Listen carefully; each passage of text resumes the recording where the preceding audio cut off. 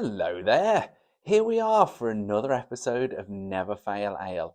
And for this particular beer tasting session, we're going to try an ale that was inspired by a very famous rock band.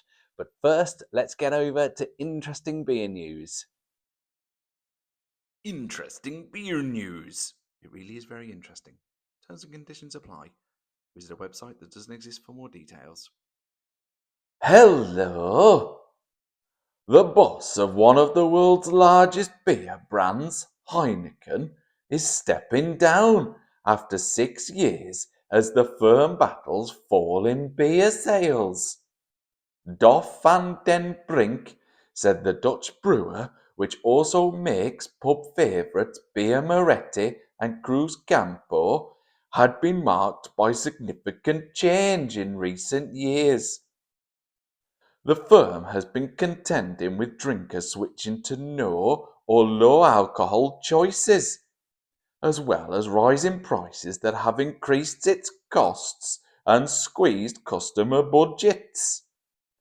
Heineken reported a 2.3 drop in beer volume for the year to date.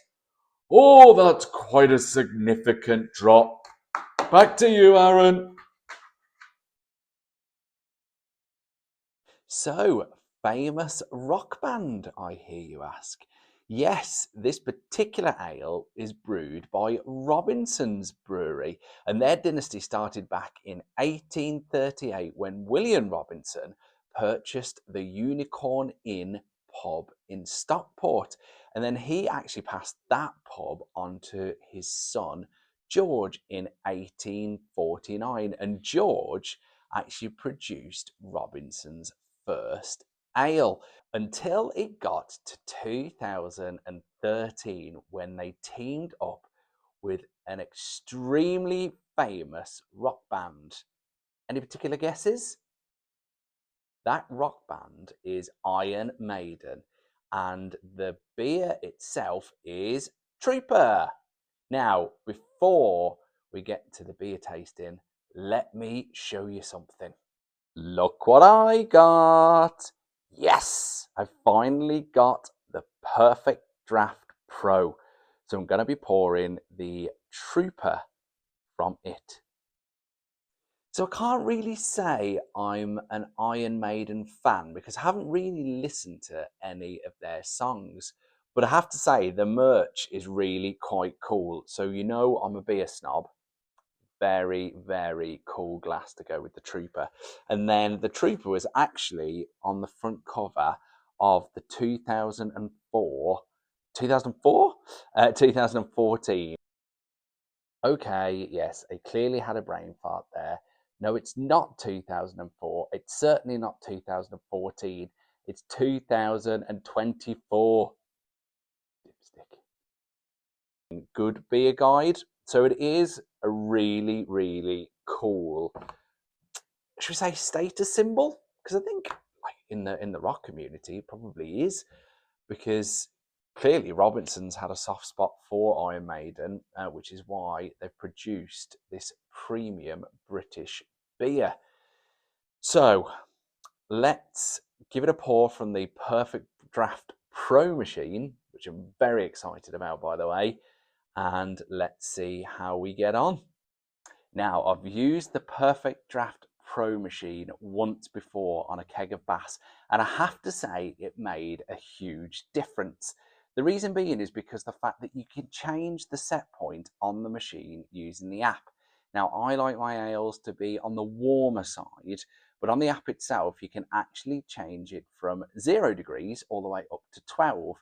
And on the Trooper, it states on there that the ideal temperature set point should be between 8 and 9 degrees. So what I've done is I've set it to level off at 9. So let's give it a go and see what it's like. Now I'm going to bring you down here just so you can see what the pour is like from the machine. And then let's get into it.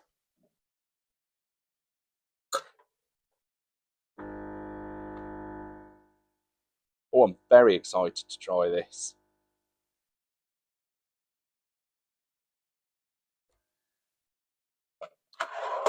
Some may say that is an awful, awful.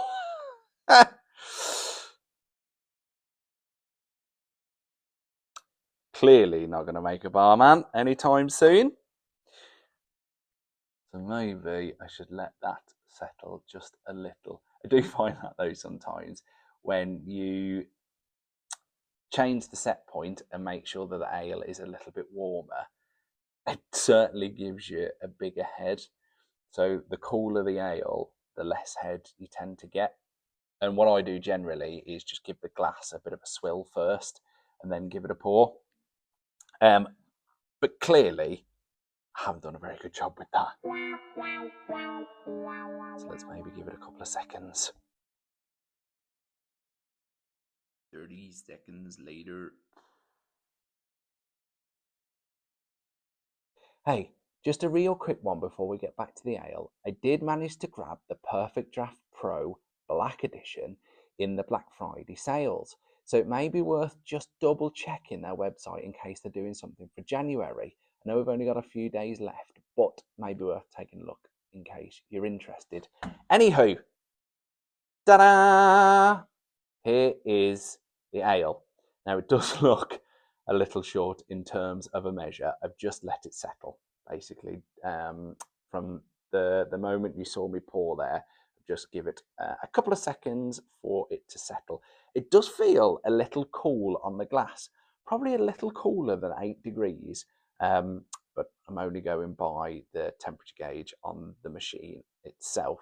So, in terms of its smell, it's definitely got that maltiness to it, is probably the best way to describe it. And it does smell quite strong in terms of alcohol content. I believe it's for a 4.7% ale. Let's give it a go.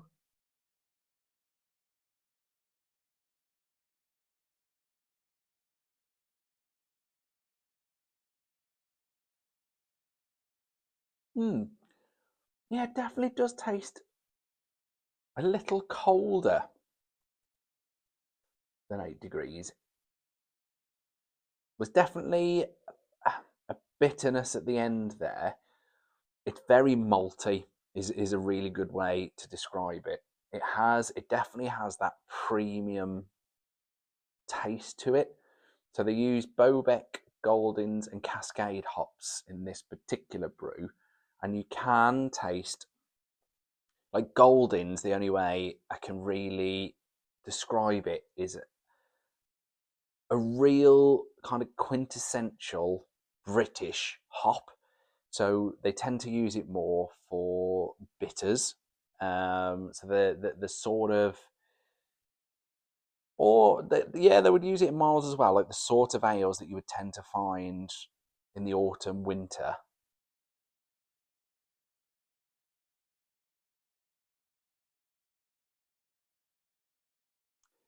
And it does have, like, you can tell it has that baseline.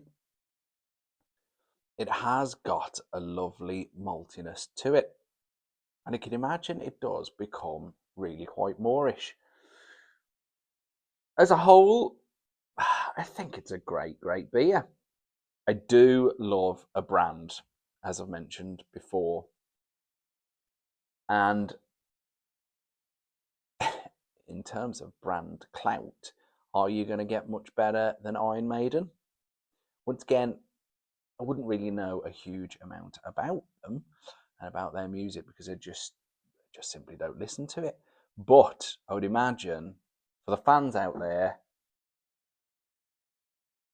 it's a winner. So yes, I'd have to say it really is quite nice, quite moreish.